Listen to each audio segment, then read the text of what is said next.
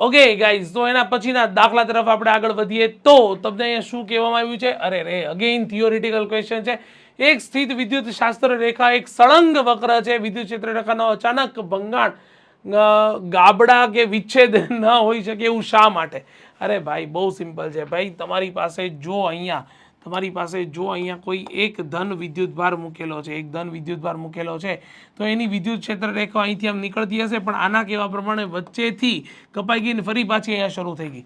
અને ભાઈ, આપણે એક સિમ્પલ વસ્તુ સમજીએ કે જો તમે કોઈ અહીંયા બીજો કોઈક વિદ્યુતભાર એટલે કે ક્યુ નોટ જેટલો પરીક્ષણ વિદ્યુતભાર અહીંયા વચ્ચે મૂકી દો, બરાબર છે, તો જો વિચ્છેદન હોય, મતલબ જો વિદ્યુત ક્ષેત્ર રેખાઓનો ભંગાણ હોય, એનો મતલબ કે ત્યાં વિદ્યુત ક્ષેત્ર છે જ નહીં. અને જો વિદ્યુત ક્ષેત્ર નથી તો આટલા પાર્ટની અંદર આ વિદ્યુતભાર ઉપર કોઈ પણ જાતનું બળ લાગે નહીં, કારણ કે બળની વ્યાખ્યા છે F = Q × E, કે જે વિદ્યુત ક્ષેત્રની વ્યાખ્યા ઉપરથી આવ્યું હતું. યાદ કરી લેજો, મેં હેશટેગ મારીને લખાવેલું છે, બરાબર.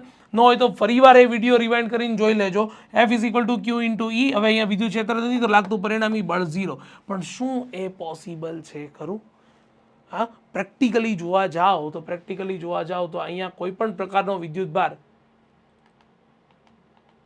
ઓકે, અહીંયા કોઈ પણ પ્રકારનો તમે વિદ્યુતભાર મૂકી દો છો, બરાબર, તો આના ઉપર પ્રેક્ટિકલી કંઈક ને કંઈક બળ F = Q × E જેટલું કંઈક ને કંઈક બળ તો લાગી જ રહ્યું છે. ને જો આ બળ લાગે છે એનો સીધો મતલબ છે કે અહીંયા વિદ્યુત ક્ષેત્ર જે છે એ ક્યારેય 0 ના હોઈ શકે. આ વિદ્યુત ક્ષેત્ર ક્યારેય 0 ના હોઈ શકે. આ વસ્તુ જ ખોટી છે.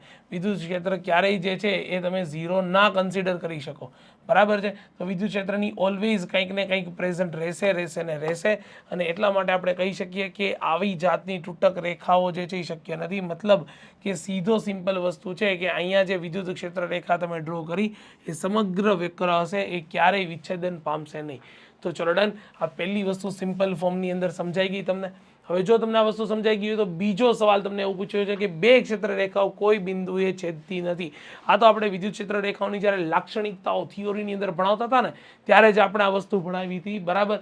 કે તમે સિમ્પલ વસ્તુ સમજી લો કે તમારી પાસે માની લો કે કોઈ એક વિદ્યુત ક્ષેત્ર રેખા જે છે એ આ રીતે જઈ રહી છે, અને કોઈ બીજી વિદ્યુત ક્ષેત્ર રેખા જે છે એ તમને આ બાજુએ આ રીતે આમ જઈ રહી છે, બરાબર. હવે તમને જોતા જ એવી ખબર પડે કે જે બીજી વિદ્યુત ક્ષેત્ર રેખાઓ છે, આ છેદન બિંદુ પાસે હું સ્પર્શક દોરીશ તો એ મને કોઈક આ દિશામાં મળશે, અને એ જ છેદન બિંદુ પાસે હું પ્રથમ વિદ્યુત ક્ષેત્ર રેખાને લઈને જો હું સ્પર્શક દોરીશ તો એ વિદ્યુત ક્ષેત્ર રેખાનો સ્પર્શક મને આ દિશામાં મળશે. સર, કેમ સ્પર્શકની ચર્ચાઓ કરી રહ્યા છો? અરે ભાઈ, સ્પર્શક જ તો તમને તે બિંદુ પાસેનું અથવા તો જ્યાંથી જે સ્પર્શક દોર્યો છે ત્યાંનું તમને શું આપે? વિદ્યુત ક્ષેત્ર આપે ને ભાઈ. હા કે ના?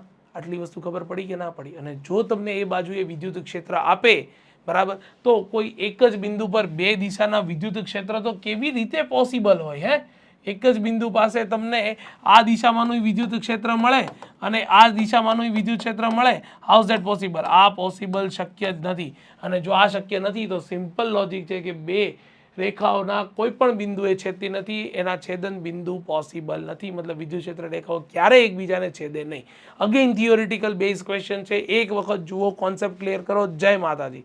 ચલો, ક્લિયર છે આટલી વસ્તુ? બરાબર, જોઈ લો એક વખત. એના પછી આપણે નેક્સ્ટ દાખલા તરફ આગળ વધીએ ગાઈસ.